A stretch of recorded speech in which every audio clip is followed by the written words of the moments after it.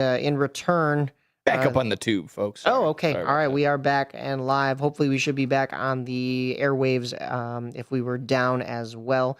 But yeah, Blackhawks making a number of moves this past week, if you were not aware. And can I say, just from my end, when I was seeing that push notification or when I was scrolling through Facebook, and all I see is Blackhawks trade Connor ... and I go, are you kidding? We're already giving up? No. Yeah. No, other Connor. There are a lot of Connors in the NHL. I believe they said there are 11 Connors in the NHL. And if you think about it, when the Blackhawks were playing the, one of them is, last name Connor, Kyle Connor. But when the Blackhawks would be playing the Edmonton Oilers, you had, I believe, 5 of them out there. Okay. At least 4. Connor Brown, Connor Murphy, Connor Bedard, Connor McDavid. I think that's it. I'm George Foreman. Me and my children. George. Yeah, exactly. So, but yeah, Blackhawks move. What was I saying? Connor Murphy for, I believe that was a conditional first round pick from the Edmonton Oilers. Now, everybody, make sure you read up on what conditional means, because there was some confusion with the Florida Panthers first round pick that they received in the Seth Jones, Spencer Knight trade last year, where everybody's going, okay, the Blackhawks have a first round pick coming up this year. Well, if the Florida Panthers fail to make the playoffs, and that's a top 10 protected pick, they will receive that 2026 pick, and the Blackhawks will get a 2027 instead. With the Edmonton Oilers trade here, I believe it is a 2027 first overall pick. So it would be next year's draft. And if the Oilers don't make the playoffs, which they should with Connor McDavid, but we said the same thing here about the Panthers. These are 2 teams that just went to back-to-back Stanley Cup finals. In fact, the Panthers have been in the last 3 Stanley Cup finals. So who knew that they were going to fall off this hard with the core that they still have there? That Edmonton pick in this Connor Murphy deal, I believe, is a top 12 protected first round pick. So there's even more chance for it to go back to Edmonton, and the Blackhawks get Edmonton's 2028 first round pick instead. So it would get delayed by a year. There's not as much struggle with that one. I think there's still what you could get for Connor Murphy in return. Decent return. By then, if you're the Blackhawks, you need to be competing. With the Panthers one, going back to the trade from last year, I think you're sitting here going, well, this is kind of a crapshoot, because you really want a first round pick. And, regardless of what position that is, you want assets for this year, because you want the Gavin McKenna lottery to be the best for your organization. You don't want something in 2027. I haven't even looked at the draft boards for 2027 and what's coming. So I think that would be best for all parties if the Blackhawks could get the first overall, or, a bunch of first round picks this year in order to lead up to potentially trading for that Gavin McKenna pick if you don't get that already. So we shall see. Also, want to mention that the Blackhawks did move on from Colton Dach and Jason Dickinson. Those 2 also went to Edmonton. So a trade there sends Kirby Dach's younger brother, who also was in the Blackhawks system and playing for the Blackhawks, to Edmonton. So a lot of trades being done with Edmonton. I think if Dalton was on the show, we'd be saying the same thing, because we were talking about it at the high school state championships last night, that boy, oh boy, it makes no sense for the Edmonton Oilers to be trading for skaters at this point. You already have a team that has been to 2 Stanley Cups in a row. So the core is there. Yes, underperforming this year, but with a huge hole in the lineup in Edmonton is goaltending. They made a trade halfway through this season. Tristan Jarry for Stuart Skinner for Tristan Jarry. Jarry comes into Edmonton posting very similar numbers to Skinner, so you didn't fix the problem. Instead, you needed to make some kind of other decision and other move. Otherwise, this Edmonton team is not going to fare well. Although Jason Dickinson and Colton Dach do go to Edmonton, the 2027 first round pick from Edmonton is a conditional pick. So just be sure that is the conditional pick, excuse me. So I believe the Connor Murphy trade That was a 2028 second round pick. So I have the picks messed up. But so it was Connor Murphy for 2028 second, and then it's Colton Dock and Jason Dickinson for 2027 first round pick conditionally, and Andrew Mangiapane. Like Andrew Mangiapane, he had a great season a couple years ago with the Arizona Coyotes. I know, it's crazy. They were still a team. But, I mean, he's had some decent numbers with Edmonton, moving into Chicago, and last night moving into a Blackhawks roster and already kind of asserting his dominance, which was good to see. A little physical edge to his game. Unfortunately, the Blackhawks fall 6-3 last night. Most of that is probably because they're also missing their captain. Blackhawks trade captain Nick Foligno at the trade deadline, the 35th captain in Chicago Blackhawks history, and he's traded for future considerations. He'll go to Minnesota and play with his brother Marcus Foligno, which I think is a nice storyline there. Nick is probably looking to retire by the end of the season, so Nick and Marcus Foligno will get a chance to go on a cup run together with a very talented Wild team that just picked up Quinn Hughes. They already have Kirill Kaprizov. They got Brock Faber and Matt Boldy. So I think there's a lot to love in Minnesota right now, which is tough to say as a Blackhawks fan, as I choke to get the words out, because you don't really want to root for the Wild as a Blackhawks fan, but you want Nick Foligno to do well. And I mean, how can you hate on the core that they have there? I mean, this Wild team might finally be for real.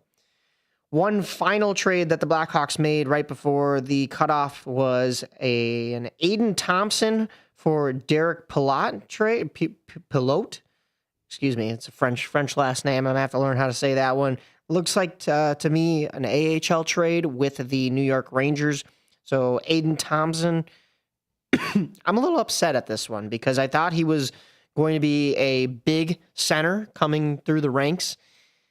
We talk about big centers when we talk about the Bears. We talk about the captain or the C position in hockey when we're talking about Nick Foligno, and then Aiden Thompson, who I thought was a prospect coming through the ranks for the Blackhawks, but instead it looks like he will head over to Rochester, and we will get Derek Pilote instead. It's fine by me. It may just be a Rockford assignment for the newcomer, but a lot of movement from this Blackhawks team in the trade deadline. Yeah, it sounds like it. And I can maybe I can kind of throw a question to you that I was kind of sitting on.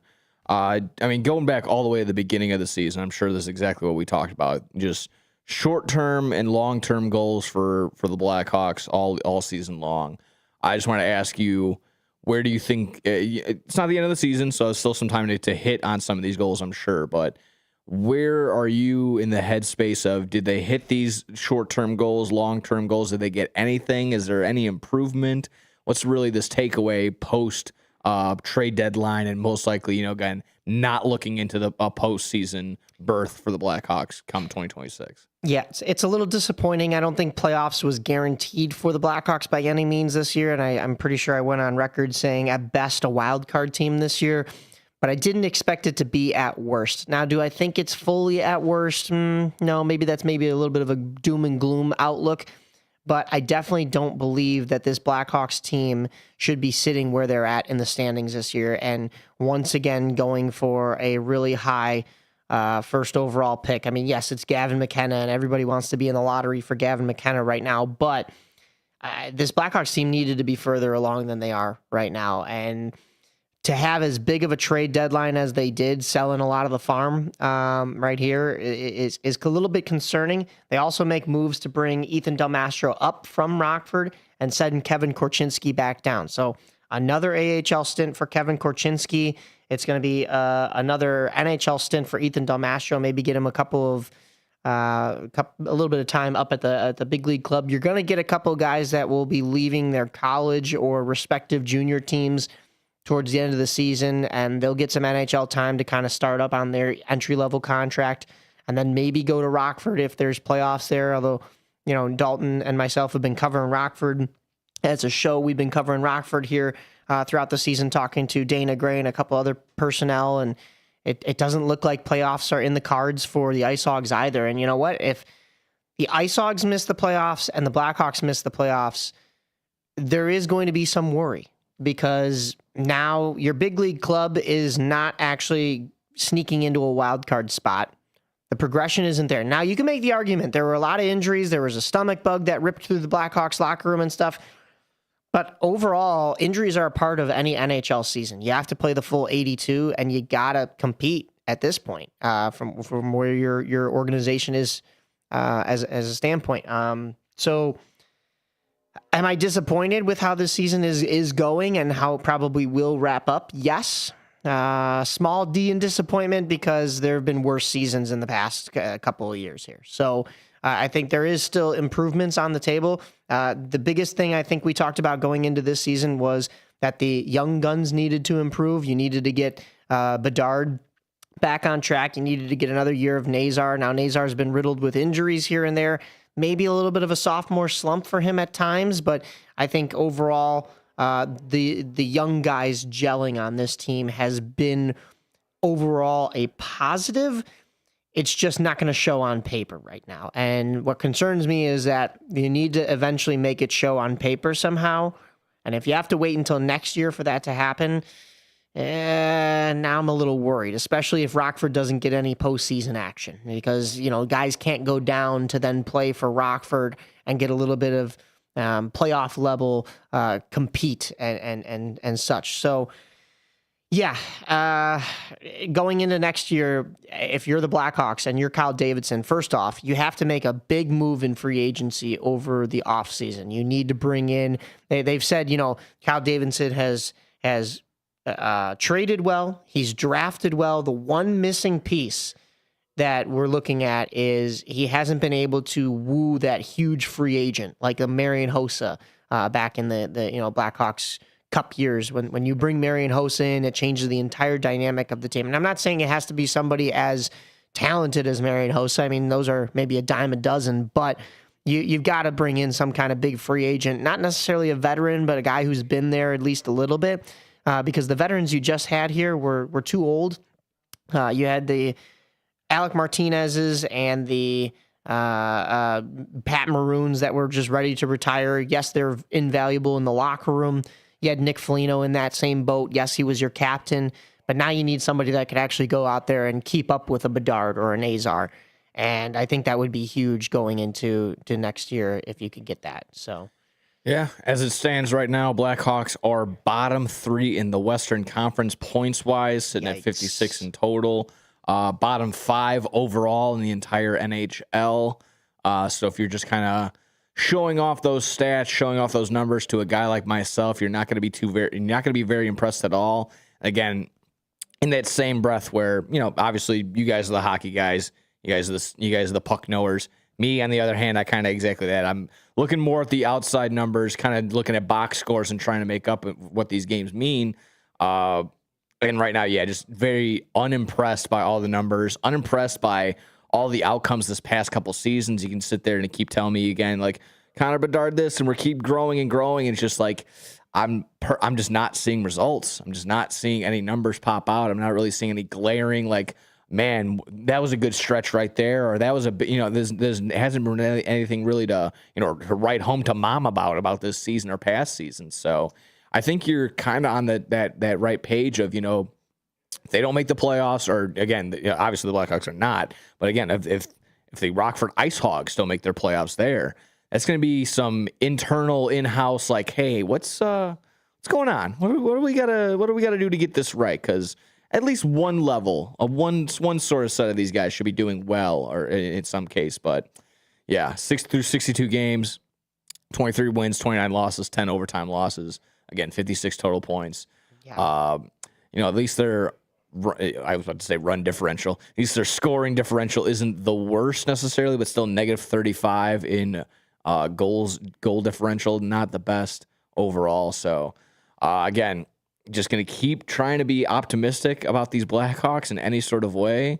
And again, just young talent. He can keep hopefully banking on that. Hopefully they can make the turn and develop. But I think you're also right that you're going to have to look for some veteran free agency or something, some sort of big trade to really make a splash. So, and when you look at the AHL side of things, I harped on them and I said, the expectation here is one of those levels, like you were saying, to make the playoffs. And I think, excuse me, I think a lot of the reason why the Ice Hogs aren't in a position to make the playoffs is because a lot of those stars have been pulled up and down due to the NHL injuries, the NHL flu bugs, even just guys' regular development paths. I mean, they just couldn't get their footing all season long. Really. Yeah. There are some guys like Nick Lardis who, may have been moved up because of an injury, but then stayed up because they've earned it. So then now Nick Lardis is back down with the Ice Hogs, and it's good for him to get some time down there. But the Ice Hogs, 55 games played. They're 10 points out of that fourth place spot in the Central Division. I believe, if I'm not mistaken, with the Central Division, it's the first 5 teams that make it. So 10 points out of that fourth place spot, 7 points out of the final playoff spot. That's a big gap, though, especially when you consider all the teams above Rockford have games in hand. So it's not looking good for the Ice Hogs moving forward. But I mean, the best they could do is play some competitive hockey down the stretch, both sides, NHL and AHL. We see Ethan Delmastro getting moved up, so that'll be huge as well for both team morale and, like I said, those young guys getting the time and experience. So I don't know if you had any more on the Blackhawks or Blackhawks news necessarily. If you wanted to, we could zoom out a little bit and maybe get the current playoff matchup standings. If obviously it's not going to be set in stone. It's still all this month and a little bit of April to go ahead and get that all sorted out. But as it stands, it would be Tampa. It'd be Tampa versus Montreal, Buffalo versus Detroit, Carolina, Boston,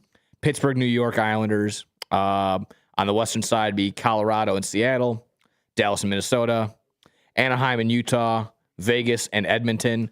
So I just want to ask you. Do you see this kind of playing out with, not exactly all these matchups per se, but is there anyone that's going to sneak in, anyone that's going to fall out? How do you currently see anything major shaping up for this current playoff matchups that we have? Well, I think the Artemi Panarin to the Los Angeles Kings move, and Chicagoans may have picked up on that one because of the fact that Artemi Panarin, former Blackhawk, that was an interesting one. I don't think it gets the Kings over the hump and into the playoffs, but they're still kind of right there. The Nashville Predators are tied with them in points. So if you're talking about teams that are right there, the Nashville Predators don't look like a team that would be right there, and yet they have the same number of points. So I don't know. Maybe that tells you something. So if there's anybody that's going to sneak in to the Western side of things, now the West is pretty weak this year. The Central is great. The actual Pacific Division, yikes. 73 points for the Anaheim Ducks. And if you're John Carlson, who just got traded from the Washington Capitals, that was another huge trade that happened. The Washington Capitals are sitting at 69 points, nice in the Metropolitan, or in the Eastern Conference side of things. He goes to the West to a team that's 73 points. The Washington Capitals are solely out of a playoff spot right now. The Anaheim Ducks are leading the Pacific Division. So that just tells you the disconnect between East and West right here, Pacific and Metropolitan divisions. So all of a sudden, John Carlson, congratulations. You only get 4 more points on the new team you go to, and immediately you're back into the playoffs. That's crazy. But it's hockey, baby. I don't see really anybody in that Pacific Division giving anybody too much trouble in the playoffs. Edmonton's been there before, so that'd be the only team that can maybe turn on the Jets if they get hot at the right time. That's going to be a lot of it. If you're going to see a team come out of the Pacific, it's going to be about getting hot at the right time. The absolute travesty that we're going to have is this divisional style for the playoff format rather than the traditional 1 through 8. And I know there's a lot of people harping on that, and we haven't had a 1 through 8 since 2013, I believe it was. So, I mean, I might be beating a dead horse here, but the thing is you're probably going to have Minnesota versus Dallas in that first round, and those are 2 of the best teams in the Western Conference, and they're going to eliminate each other in the first round if things stay as they are. Plus, Colorado is going to get an easy matchup with the wild card, which, of course, they've earned being at 93 points, but then they're probably going to play one of the winners of Dallas versus Minnesota. So you're not going to get a Western Conference final of 2 teams that have absolutely dominated throughout the year. It's going to be somebody from this Western or from this Pacific in the West. From the East, The East is wild right now. I could see Columbus sneaking in real easily. They've played a great season thus far. They're only 1 point back from that wild card. The Bruins holding that final wild card position. Ottawa, I think, is about to take a down spiral, and the Capitals just sold. They just sent John Carlson, excuse me, to the Ducks, like I was mentioning. So I don't really see anybody other than maybe Columbus sneaking into the eastern side of things. So I think everything is going to play out how it sits right now, other than seeding, other than matchups. Yeah. So what you're looking at as far as this playoff picture is pretty much set in stone. I would be worrisome of the Buffalo Sabres. They haven't been here before, so that's kind of an oddball. You never know. You're shaking a magic 8 ball with that one. You never know what you're going to get. Carolina, can they finally get over the hump? I don't know. We'll see if they even pull up players from the Chicago Wolves. We'll be tracking that closely here at On the Rise. The Penguins are going to make one last run for Sid and Gino. Evgeny Malkin just took a brutal suspension the other day, and then Sidney Crosby out with injury, so they might take a little bit of a hit right now. But I would say the Islanders are a sneaky good team. You've got Matthew Schaefer right there, and I would be worrisome if you have to match up against an Islanders team in that first round. Blackhawks fans may know Patrick Kane and Alex DeBrincat. The Red Wings have had a great season, so be worrisome of them as well. They'd be going up against Buffalo. So Patrick Kane versus his hometown Buffalo Sabres has never happened in the playoffs. That'd be quite the matchup. I don't know who I'd be rooting for because Buffalo has this playoff drought. Patrick Kane going up against his home team. I don't know. That one would just be fun to watch. But as you mentioned, Tampa Bay has been there before. They're confident this year, and apart from some injuries, they're still leading that Atlantic Division with 80 points, but tied with those Buffalo Sabres. So really the East could be a bloodbath from everybody. I even like in the wild card spot, Montreal coming up. They're young, they're hungry. Look out for Lane Hudson. And then I'll look out for Kate. Yeah, exactly.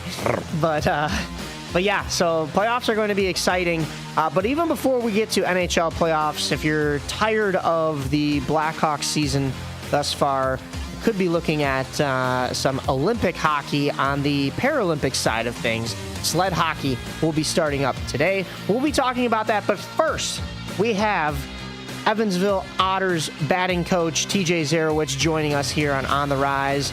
It'll be a little bit of World Baseball Classic, Baseball Champions League, and of course the impending MLB and Frontier League seasons. We'll be talking to TJ in just a moment right here on AM 1410 WRMN.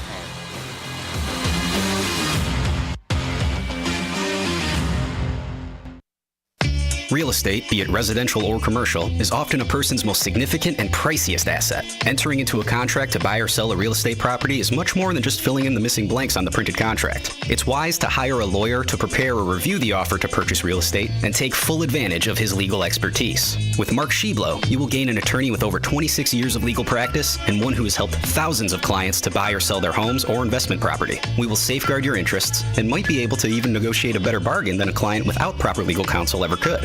Oftentimes, a prospective buyer will submit an offer without first consulting an attorney, not realizing that once the offer is accepted by the seller, it becomes a binding contract. And the terms of that contract are not easy to be changed afterwards. Likewise, as a seller, you too will benefit from first consulting an attorney before signing. Feel free to call us for consultation at the law offices of Mark Sheblo at 773-775-5050. Our website is sheblolawoffice.com. Mark Sheblo can be reached 6 days a week at 773-775-5050.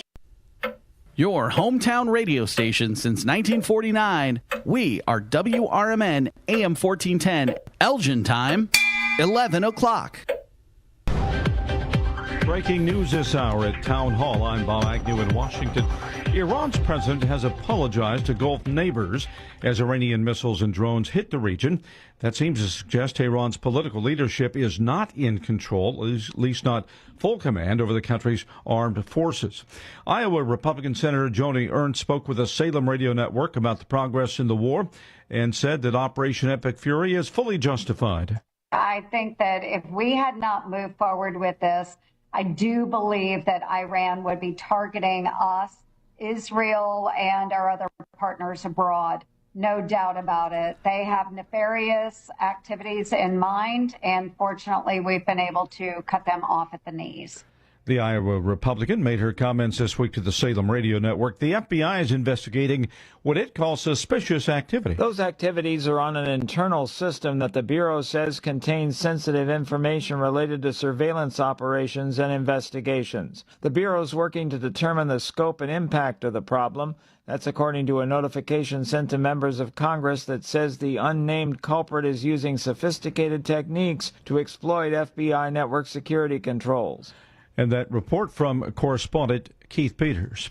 For much of the nation, daylight saving time begins this weekend. Not everybody likes that, according to correspondent Larry Marino. Daylight saving time begins Sunday. The clock springs forward by 1 hour, and we all lose an hour of sleep. Try to get into an earlier routine of going to bed a little earlier, waking up a little earlier. Dr. Manish Mehta with Optum Medical Group has some tips. Having good sleep habits. You're sleeping in a dark room. There isn't light coming in. The Carson doctor adds, making sure you're getting plenty of sunlight during the day so your body knows when to be awake and when not to. Larry Marino, Los Angeles. More on these stories at townhall.com. Wesley Financial Group is not a law firm, and Chuck McDowell, definitely not an attorney. This is Chuck. Do you feel stupid for buying a timeshare? Don't. It's not your fault. You were most likely told you could rent it, and it was a great financial investment. And the deal was available today only. If this happened to you, contact your resort or Wesley Financial Group for help today. Call Wesley now for your free exit information kit. 800-242-3131. 800-242-3131. Hey, it's Mike Gallagher, hoping you'll join me on the unforgettable Gulf of America cruise happening in November of 2026. Imagine this: turquoise waters, white sand beaches, incredible food, insightful conversations about the future of America. Scott Jennings and I will be your hosts. We'll dive into the issues shaping America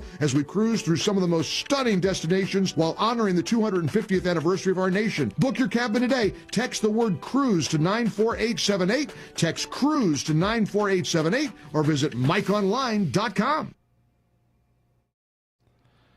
Oil prices increased and a weak jobs report combining to result in a very down day on Wall Street Friday. The price of oil shot to its highest level since 2023 after surging again because of the war with Iran. A weak update on the U.S. job market knocked stocks lower to cap Wall Street's worst week since October. The S&P 500 dropped 1.3% Friday. The Dow Jones Industrial Average plunged by as many as 945 points before finishing with a loss of 453. That's about 0.9%. The Nasdaq Composite sank 1.6%. Seth Sutel, New York. President Trump says he and Congress need to address the expensive problem of paying college athletes. The president brought together concerned parties yesterday, including lawmakers, coaches, college presidents, and TV executives for a White House roundtable discussion. You'll find breaking news and analysis at townhall.com. The former coach of the Michigan Wolverines has reached a deal with prosecutors.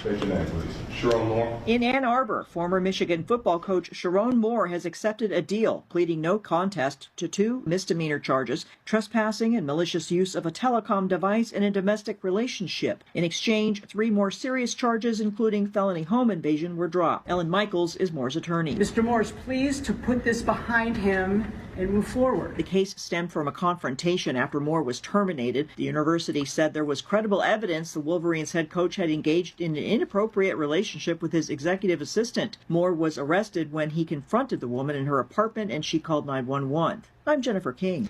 The U.S. has issued a license allowing companies to do business with Venezuela's state gold mining company, Minervan. Interior Secretary Doug Burgum met this week in Venezuela with Acting President Delcy Rodriguez. More. Now available on Amazon.com and BarnesandNoble.com is the book called DUI Jury Trial, which is the true story of a truck driver in Illinois who was charged with driving under the influence of alcohol. Not only was he facing a revocation of his driver's license, but also a lifetime disqualification of his CDL, which would prevent him from ever driving a semi-truck again. This book includes backstories of the truck driver, the lawyers that defended the case, and the DUI expert expert witness who analyzed the case and then testified at trial as to the proper protocol procedures of the field sobriety tests as well as the breathalyzer test. This nonfiction novel also includes the actual court transcript from the jury trial, a courtroom showdown in which the final verdict would determine the fate of the defendant's livelihood. The book DUI Jury Trial is now available on Amazon.com and BarnesandNoble.com.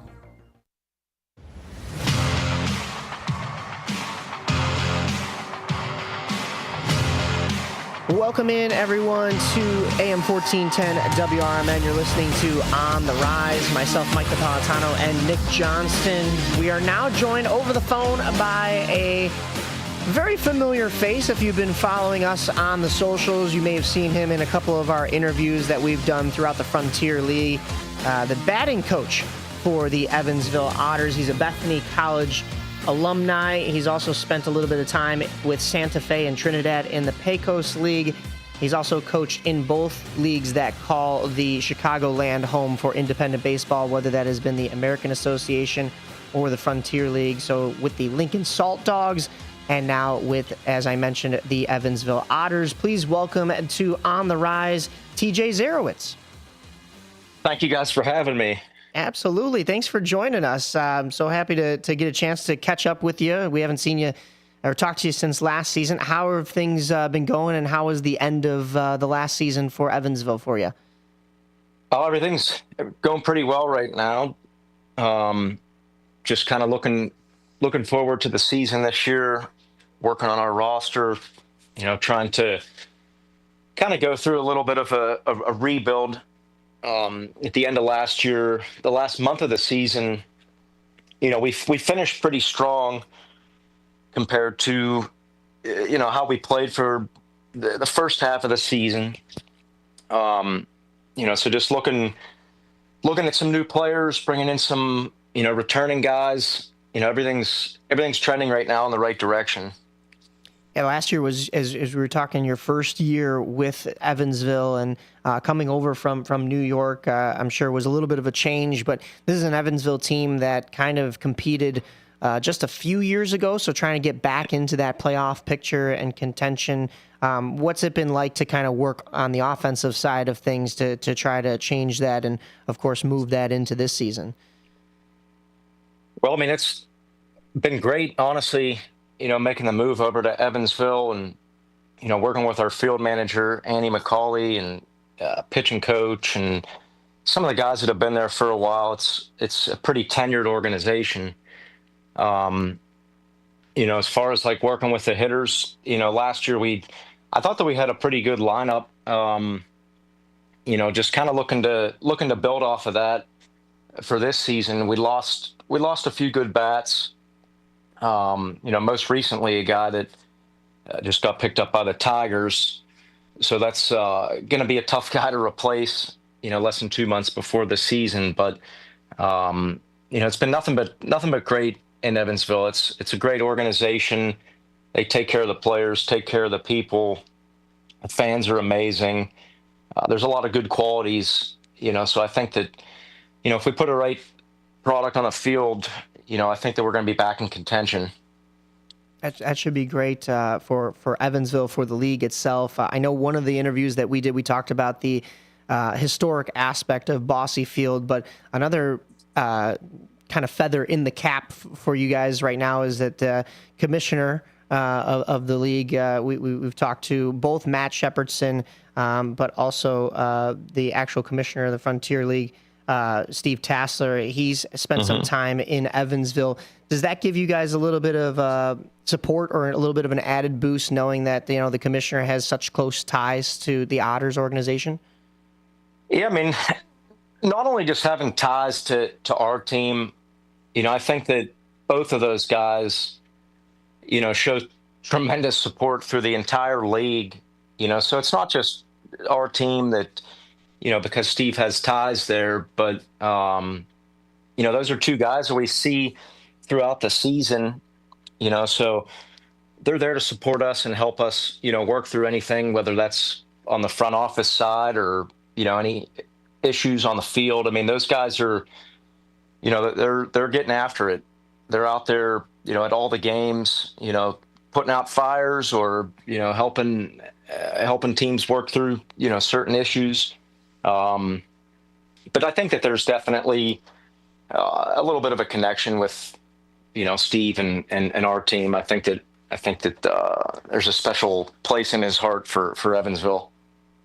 Yeah, no doubt. We've talked to him a little bit about it. Of course, he's got to be a little unbiased at times, but I know as you said, he's still got a little place in his heart for Evansville. And you're originally a Pittsburgh native, so I'm sure maybe you got a little bit in your heart for the Pirates. And we just embarked on the World Baseball Classic, and Paul Skeens has been a lot of the talk of that. Have you been already caught up with the action that just started this past week? And what are your thoughts of the WBC this year?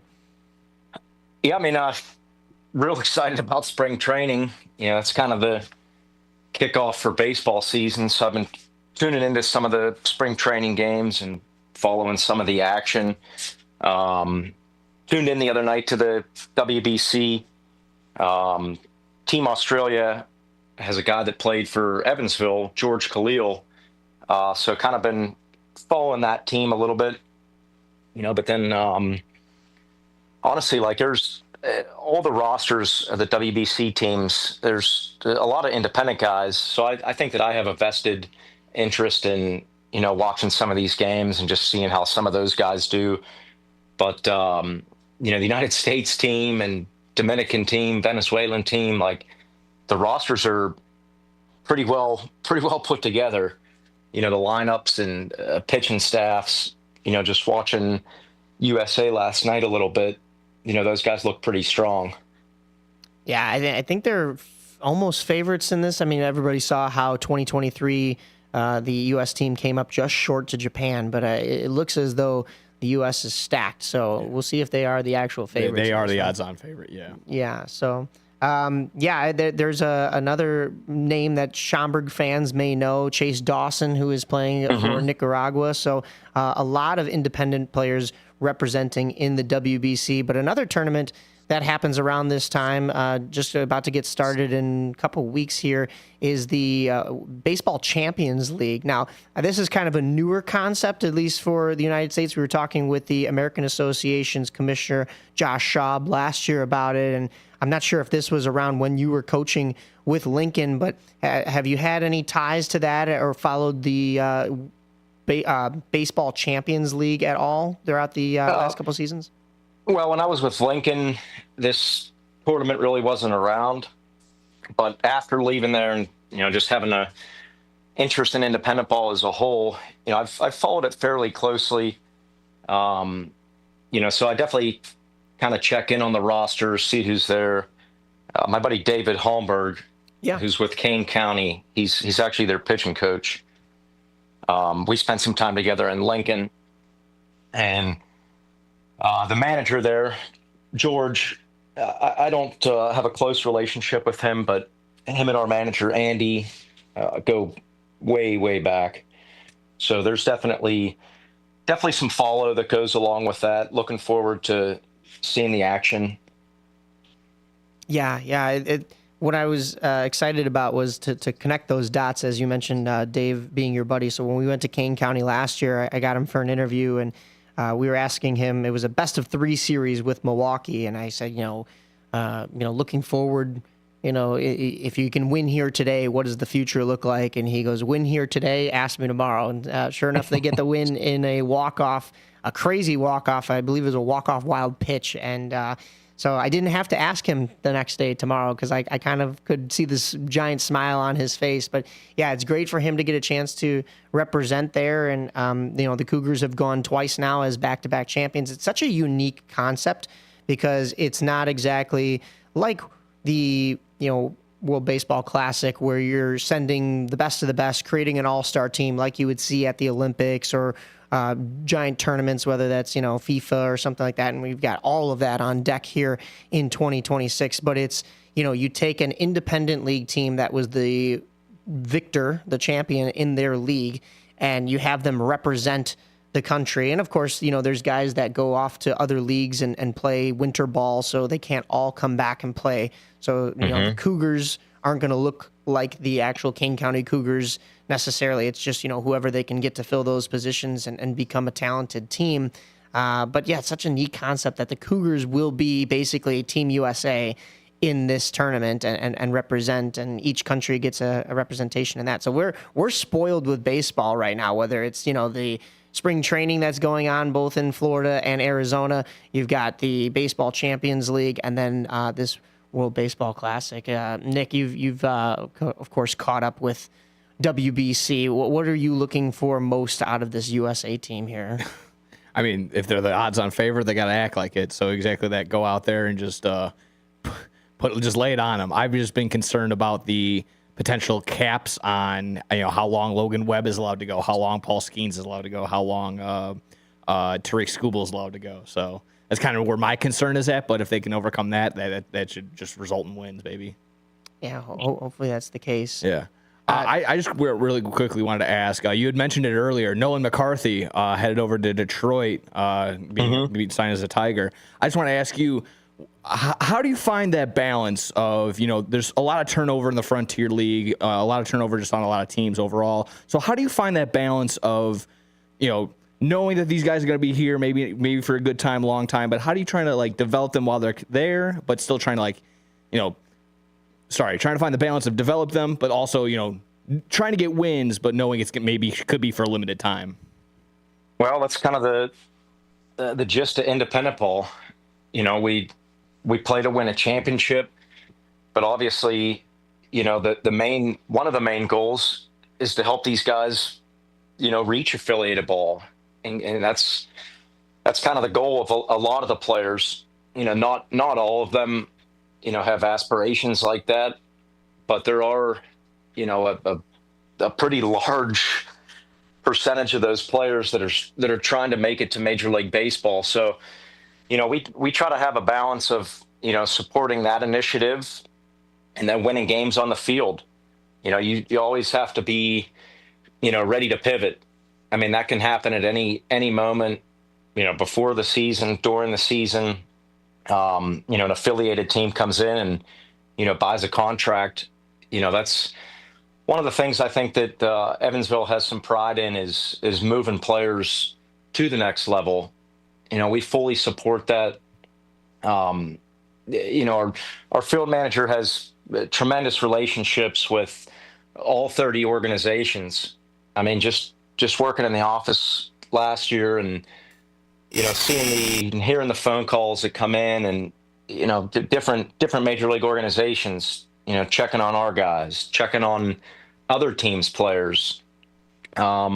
It's honestly, it's a tough balancing act at times.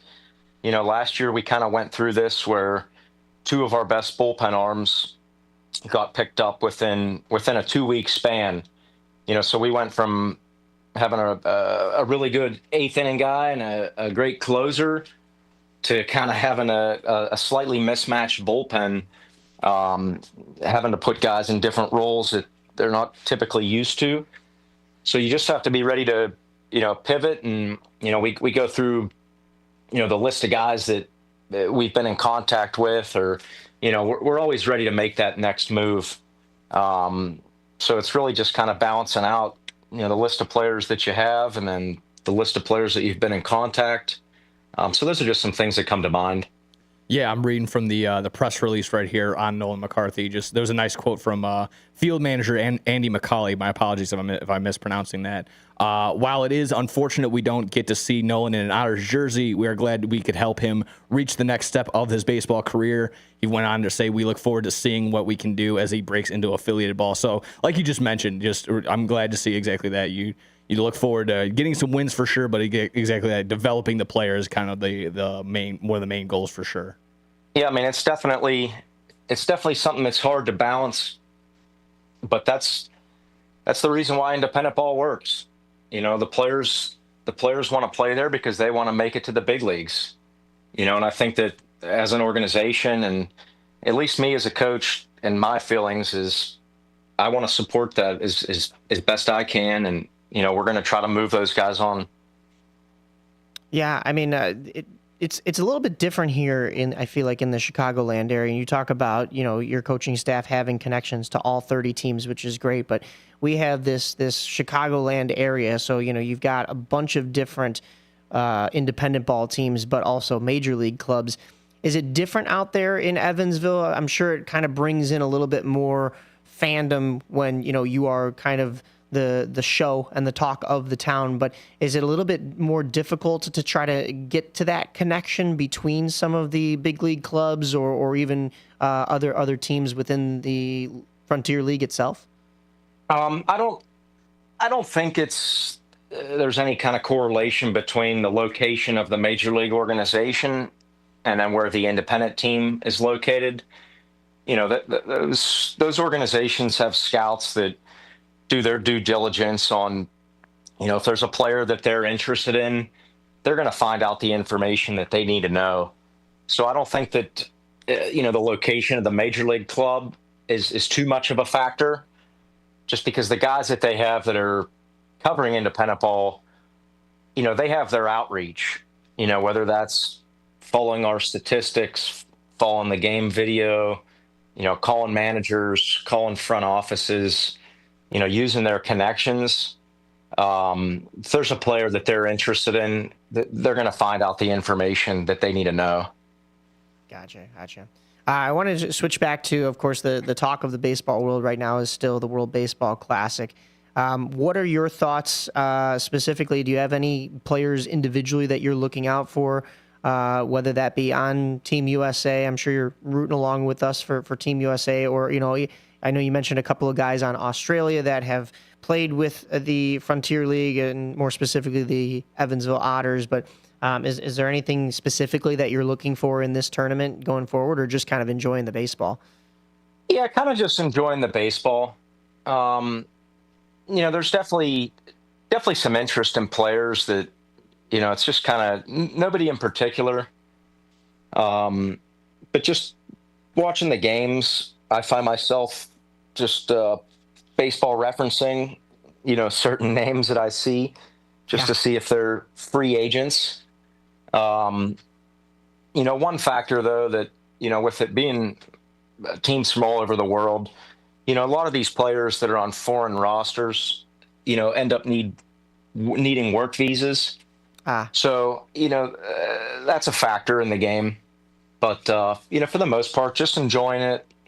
I mean, I enjoy researching players too. So, you Google a name and check their baseball reference out, see where they've been, see where they've played. There's a couple names that just come up on Team Australia. Nobody that I think that we're going to make an immediate move on. I think that we're going to let the classic kind of wrap up. There might be a couple players that we contact just from, watching them and seeing them play and kind of finding their name. But, for the most part, just enjoying it. I think that was so interesting that I saw a post the other day, and it was kind of a little bit of a meme, and poking fun, but a good fun, because it's they were talking about how guys that you've never heard of are going up against like the Shohei Ohtanis and the Aaron Judges and stuff like that. And I like that cross competition there, because it showcases that skill can come from pretty much any level, and it depends on the situation you put them in, basically. So, well, they'll have the opportunity to showcase some skills, because you got open preseason tryouts starting April 26th. So go ahead and what can we expect there from those usual tryouts? Those usually is pretty good. Yeah, this year I was in Lake Erie, Cleveland, Ohio. As is every year, there's a lot of players that go out there, whether they're, trying out as a pitcher or, trying out as a position player. But honestly, it's a great opportunity. There's not too many events like that where you as a player can get in front of all of the managers, all the coaches. It's definitely a cattle call style workout. There's a lot of players, and you got to really have some standout tools. But at the same time, I mean, it's every single year there's players that get picked out of that camp and end up making rosters. Last year we signed a guy, Adrian Montalva, out of the workout, left-handed starter, and we just gave him a shot in camp, and he ended up making our team and sticking with our team all year. So it's definitely possible. I mean, there's been guys too that, right out of college, don't really have too many other opportunities. They try out, get signed by a team, and then in the season end up getting picked up by an affiliated team. That's happened, many times. And I think recently the Frontier League has done a good job of kind of showcasing that on their social media page, where they've shown the names of those particular players. But it's a long couple days. You got to be, as a player, you got to be able to kind of balance out you might do one segment of the workout and then have an hour break. So you definitely have to bring a lunch or pack a lunch. Kind of be ready to wait around for a little bit. But when you get your opportunity to get on the mound or take your at bats, it's definitely a great opportunity because all the managers are watching. I remember this was where we met last year, is at Windy City for those. And yeah, they put on a nice show there. And, in the Chicagoland area, I don't know if you heard the start of the show, we just lost Troy Murray, who's a big member of the Blackhawks organization and stuff. And, it was last year, I remember walking into that Windy City locker room, and there was the big number 45, Bobby Jenks's locker at Windy City. And, of course, we're all there for, the tryouts and stuff like that. But you pause and you take a second to kind of think of that and think of those gentlemen. So I just wanted to give them both a shout out because, we've lost some Chicago legends and just great human beings, great people too. But we wanted to ask you about the ABS system that's getting implemented here in the baseball world in 2026. Will that be as implemented in the Frontier League? And what are your thoughts of automated balls and strikes? Yeah, that's a great question. It's definitely a hot topic in baseball right now. As far as the Frontier League, we're not going to implement that just yet. I think the technology that at the major league level, is a little bit more precise. But overall, I think it's great for baseball. I personally like the style that it is. With the number of challenges. I don't think that it's a great idea to go fully automated.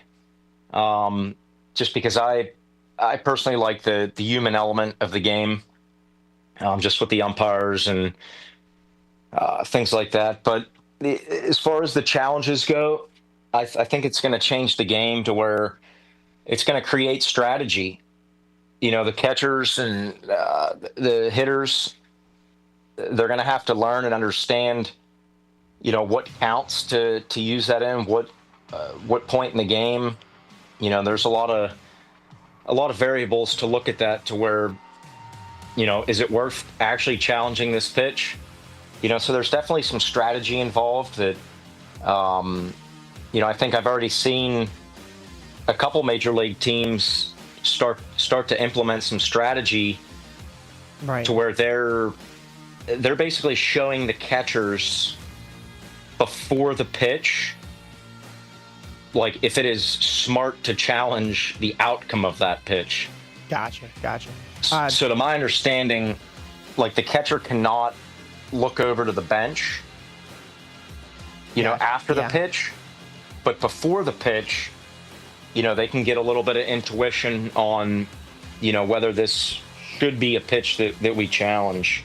Real quick, TJ, let's pick this right up after the break. Is diabetes keeping you from enjoying life's special moments? At US Med, we understand the challenges you face, and we're here to help. With US Med, I can finally manage my diabetes without it managing me. US Med offers a wide range of services to simplify your diabetes care. Personalized care plans, convenient access to cutting-edge diabetes tech, and knowledgeable support. Plus, we'll check your insurance so your diabetes care may be covered at little or no cost to you. With US Med, I feel confident and control of my diabetes. I can finally live my life to the fullest. Don't let diabetes hold you back. Choose US Med and experience better birthdays, better adventures, better anniversaries, and better everything. Call now. US Med. Better service, better care. 800-785-1673. 800-785-1673. 800-785-1673. That's 800-785-1673. Building a house is hard, but have you tried removing one? Flood Brothers takes the mess out of demolition. With fast roll-off dumpster delivery, reliable debris pickup, and a family-owned team that takes service personally. Call 630-261-0400 or visit floodbrothersdisposal.com. Flood Brothers Disposal, proud sponsor of America's First Responders Fest. Looking to set sail on your dream vacation? Cruises International has you covered. Specializing in land and sea getaways, they're here to make your vacation unforgettable. Located at 1721 Moon Lake Boulevard in Hoffman Estates, they offer personalized service with a global network of specialists to ensure your trip is tailor-made just for you. Call today at 800-255-7447 to speak with a cruise and vacation expert. And don't miss Travel Tuesdays on WRMN AM 1410 every first Tuesday of the month from 11 to 12 p.m. on Out to Lunch. That's Cruises International. Your vacation, your way. Most people out here think that taking care of one another is important. And most people would step up for a neighbor going through a tough time. Most people around here help out friends and family when they need it. But the funny thing is, most of us won't look for help when we need it. If you're struggling with mental health, you should know that there are resources out there that can help. And it's okay to talk about it if you need to. One place to get started with information is loveyourmindtoday.org. Loveyourmindtoday.org offers a range of guides, instructions, and insights for dealing with difficult situations or getting through a tough time. If you're struggling with mental health, get the help you need, because most people out here really care. Visit loveyourmindtoday.org. That's loveyourmindtoday.org. Brought to you by the Huntsman Mental Health Institute and the Ad Council. This year, America's First Responders Fest 2025 was a huge success, and we couldn't have done it without the Village of Burlington and Village President Mary Kay Welsen. Your support helped bring the Fox River Valley together in the Village of Hampshire to celebrate the heroes who keep us safe every day. Thank you, Village of Burlington, for standing behind America's First Responders Fest 2025 and for standing with those who serve. Clutter happens, but junk doesn't have to weigh you down. At the Junk Luggers, we're your full-service junk removal and hauling pros, tackling everything from single-item pickups to major cleanouts. We handle the heavy lifting, and with our commitment to the Green Way, we rehome and recycle to keep your unwanted items out of landfills. So, whether you're clearing out the garage, downsizing, or saying goodbye to old furniture, we make the process eco-friendly and easy. Call 1-800-LUG-JUNK or visit junkluggers.com today. Let's save your space and the planet together.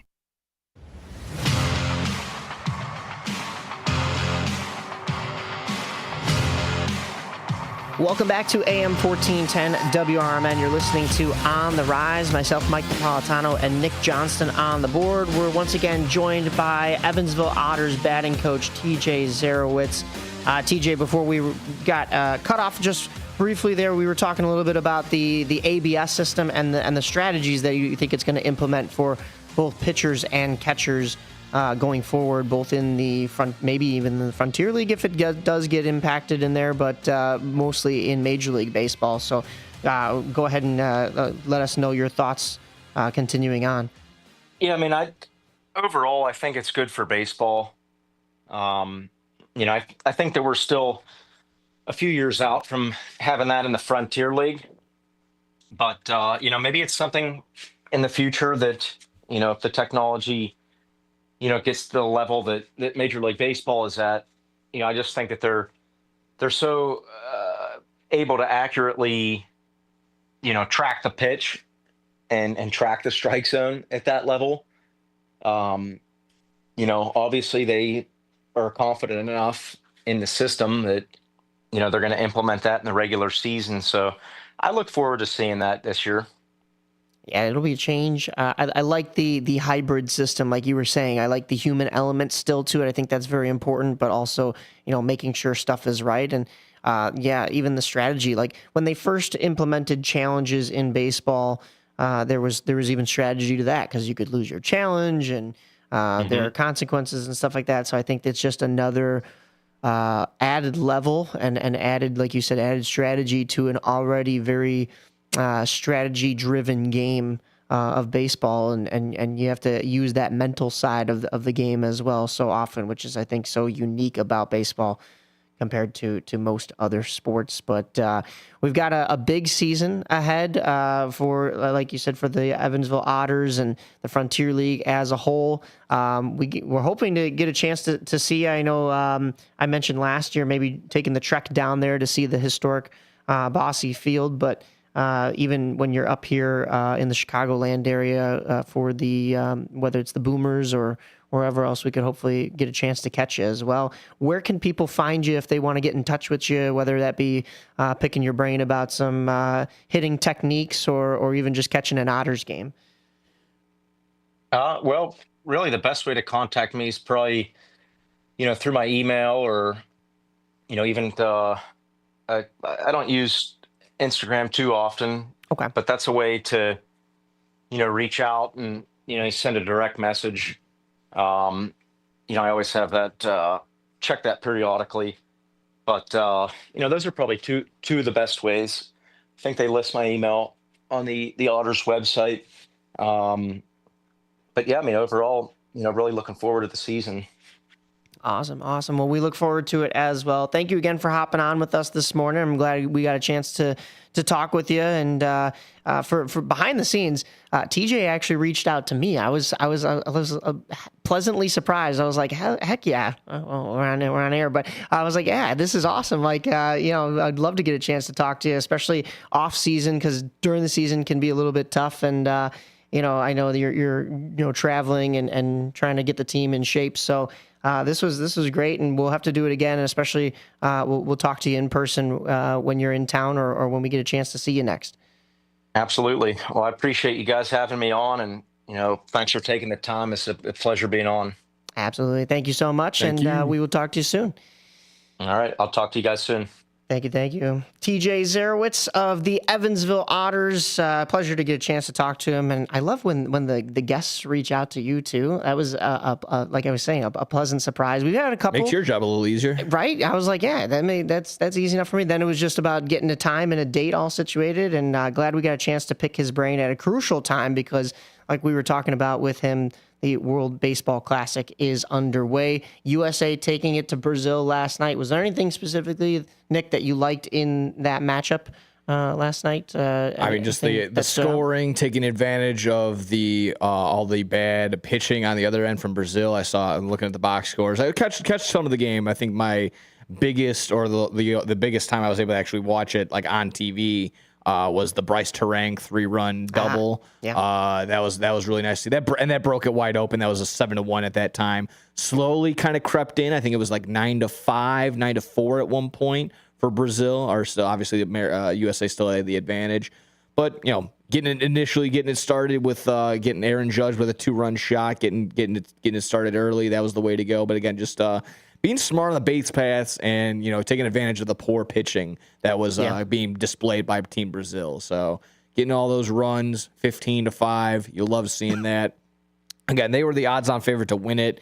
They're definitely the odds-on favorite to win their pool, along with The Dominican Republic, Japan, and I believe Puerto Rico, are all the favorites in their pool. Yeah. I know for sure those three.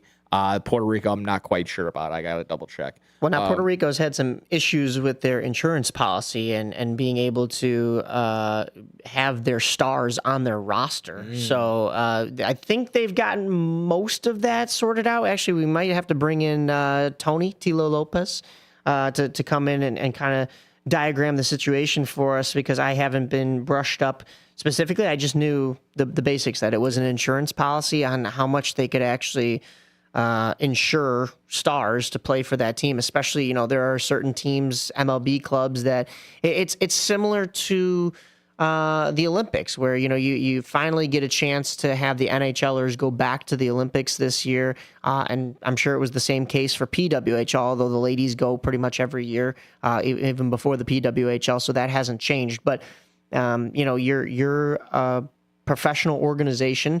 You've invested your money into this player, and now they're going to go and play in this tournament. And sure, they're representing their country and they're doing a great thing and all that stuff, but they're not playing for you, and your investment is on the line, basically. So, but I think this is a great showing. This is a huge year for sports. I mean, we talked about it with Super Bowl rolled right into Olympics, rolling right into Paralympics, rolling right into World Baseball Classic and Baseball Champions League. Spring training's here, which means the MLB season's underway. March Madness, PGA Tour. What am I forgetting? Oh, yeah, Banana Ball season. How about, the NHL and NBA playoffs? And, there's this other thing called the FIFA World Cup that's coming up. I don't know if anybody's heard about that, but, yeah, what a year for sports. And, boy, oh, boy, the WBC has an opportunity to show that they are right up there with the Olympics and with the FIFA World Cup, just baseball version. Yeah, or almost like a Four Nations tournament, like in that same breath, get that same feel. Where, how do I put this? I think there should be that same pride that these players have. Yeah. We definitely saw it, obviously, at the Olympic level. Like, everyone was balls to the wall. With Team USA. Right. I keep saying Team America, and that makes me think of Team America World Police. So I giggle a little bit. But, think of Team USA, the pride that everyone showed during the Olympics, that was really awesome to see. You don't really see that on the basketball side, because I feel like it's almost like how the Canadians have that mentality towards hockey, where, we are the best. We should come in. Anything less than gold is, don't even want to deal with it. So I'm glad to see that, there is that pride there, and that's really awesome. You could probably definitely see that in the WBC. Some are kind of over speculating, like, are they going to put, how much effort are they going to put? Are they going to put more effort because they're representing the country, or is it just going to be, same amount? Some are also kind of, irrationally worried about, are my favorite players that are currently on, representing, Nicaragua or Puerto Rico, Dominican Republic, are they going to get hot too fast? And when the MLB season starts, they're going to have a rough couple of early months. I don't really know. That kind of all depends. That's going to be a case by case basis, but I really like it. I'm enjoying it. The only thing that's kind of like making my head scratch is like the connecting, stretch places that, like, you were born in Aruba, so you get to play for like Team Netherlands. Like, I don't know how that checks out, pal, but I guess so. So congratulations to Xander Bogaerts for that one. Even with our, like we were mentioning, Schaumburg Boomer, former Schaumburg Boomer, I don't believe he's coming back this year, but Chase Dawson, huge addition to that Boomers lineup, your best friend and mine. He was playing for Team Nicaragua, and I did a little bit of a head scratch because I'd like to see that family tree there just to double check. But yeah, when Dusty Baker came out to manage, I was like, wait a second, we can just do that now? Yeah, right. So. But no, this should be a great tournament, and I like what you were saying about how it's kind of like a Four Nations. Maybe even almost a decade ago, you had baseball in the Olympics, and you were talking about how it's kind of like USA's tournament to lose, or at least it was. And now I like that there are a lot more teams that are competitive at that level, even if it is somebody stretching their birth certificate a little bit to go and play for another team. I like that there is that I am 13 dynamic. Yeah, I am 12. Yeah, written in green crayon. Yeah. But no, this will be an incredible tournament. As you mentioned, USA getting the job done last night against Brazil with a 15-5 victory. They'll play again here today. That is a game against Great Britain at 7 p.m. Central Time. Tarek Skubal will be on the mound. Going forward, we've got... I know today already, Japan already beat Korea.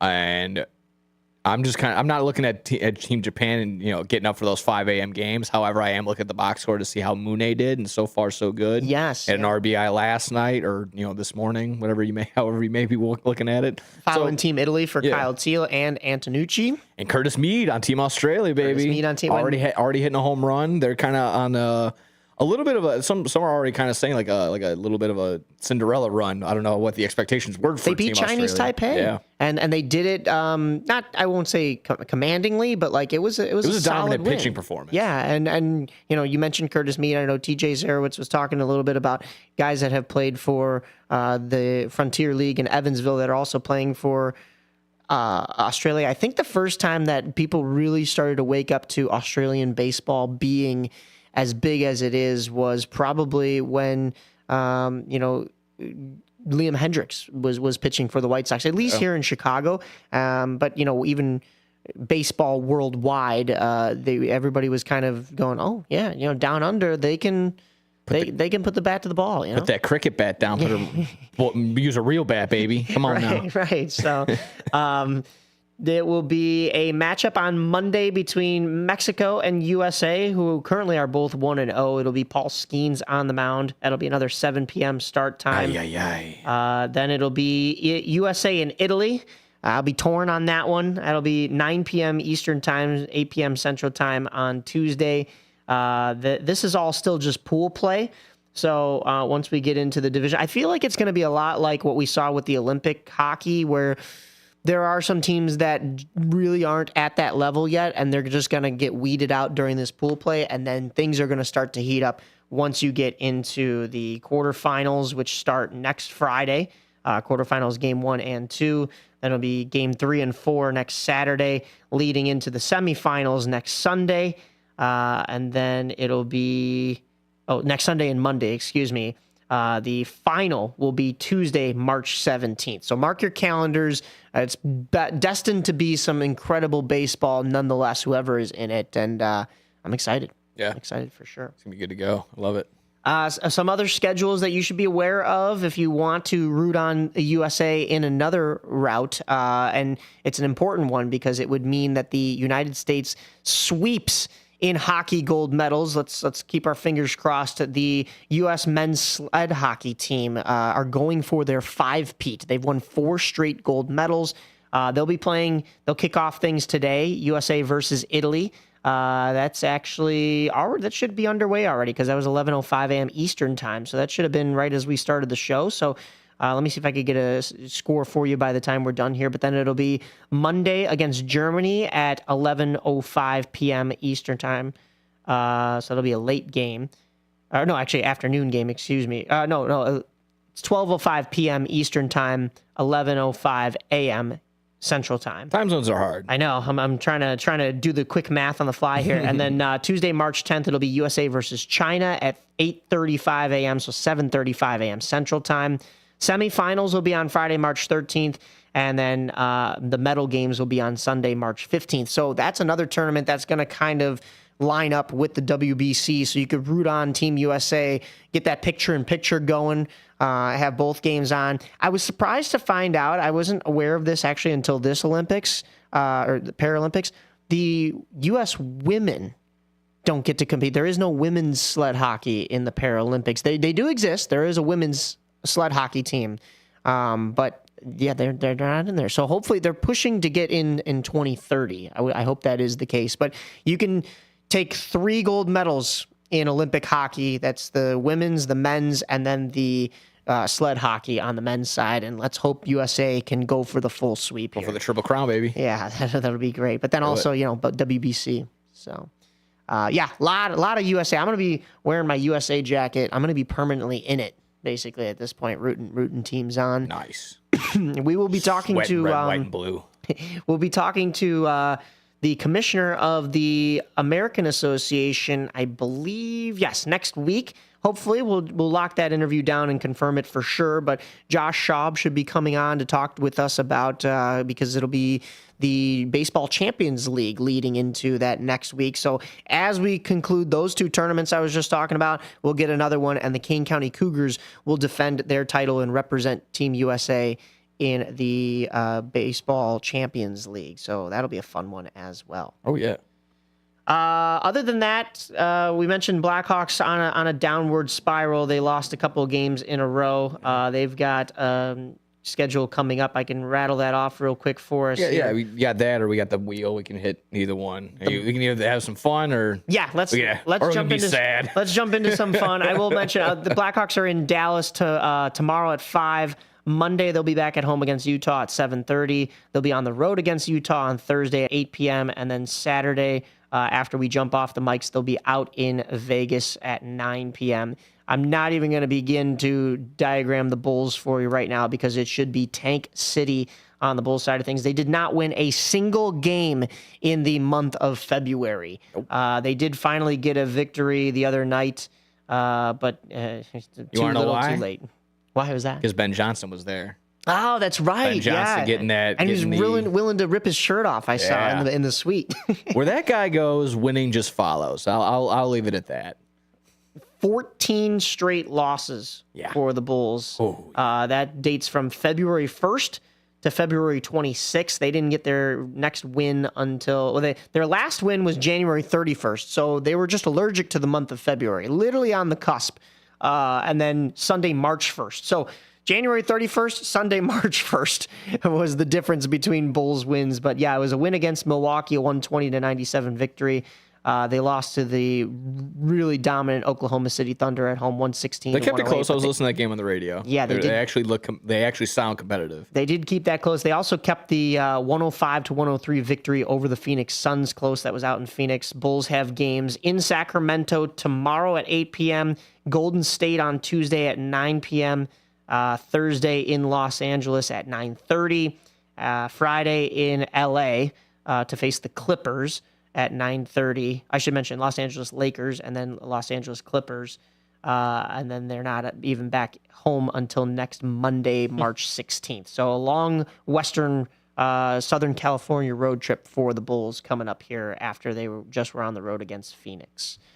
But yeah, that'll pretty much do it for everything we're covering. I mean, we'll get more into Windy City Bulls as that season kind of concludes. We'll get deeper into AHL once the playoffs are imminent. But let's have some fun in the meantime because we've got so much sports. We could go in so many different directions. Oh, yeah. I got some fun stuff. I got some sports stuff. I got maybe some movie prop stuff. Let's see if we get to that.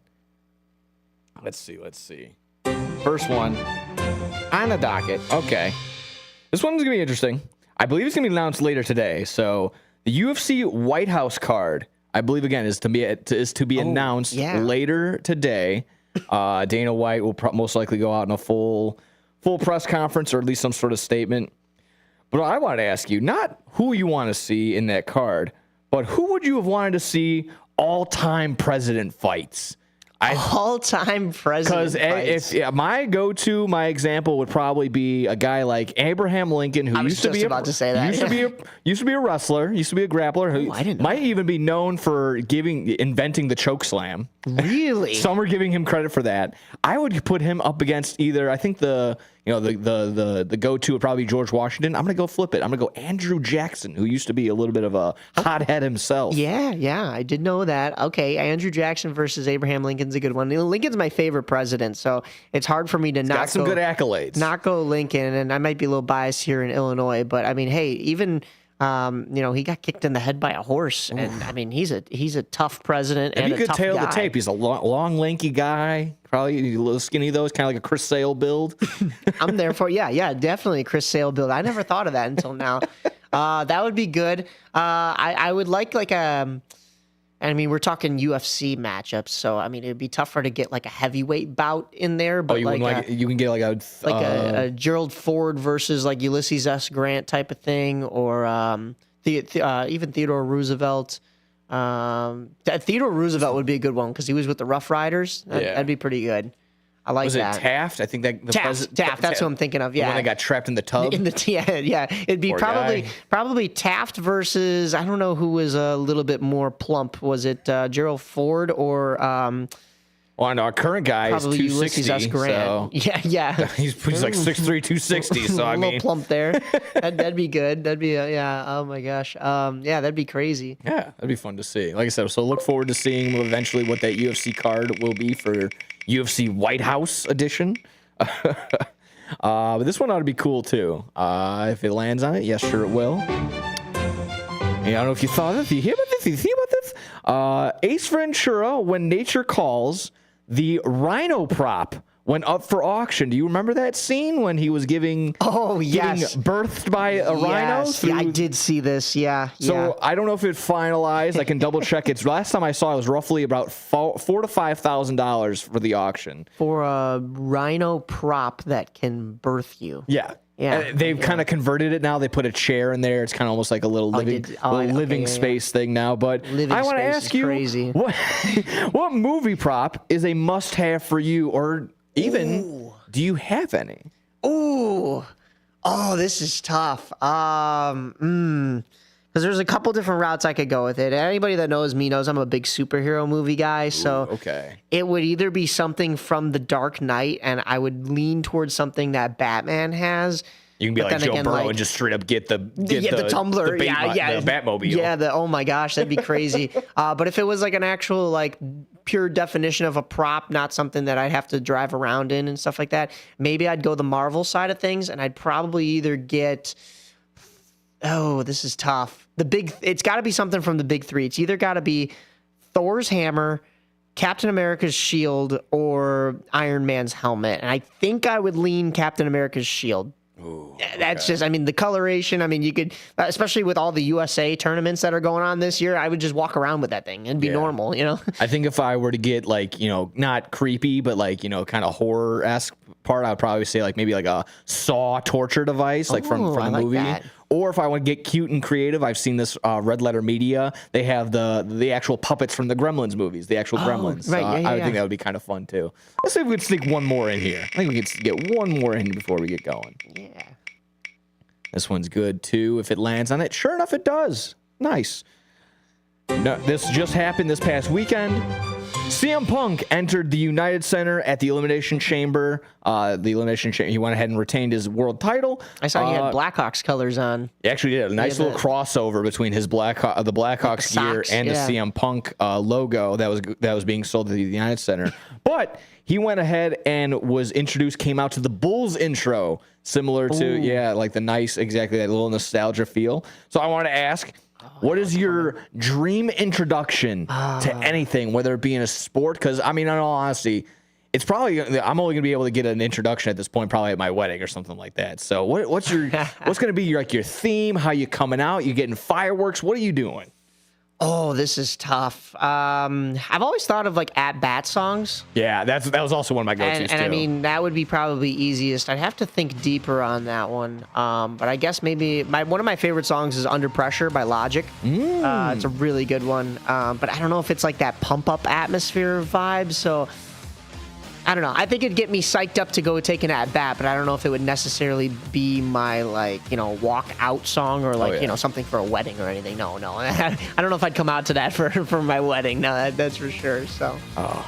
Yeah, either do some, get some Ric Flair music, but still, get in that, Scott Hall kind of move, or, Penta's kind of doing the smooth operator, kind of like that, so I think it'd be fun. I think it'd be cool.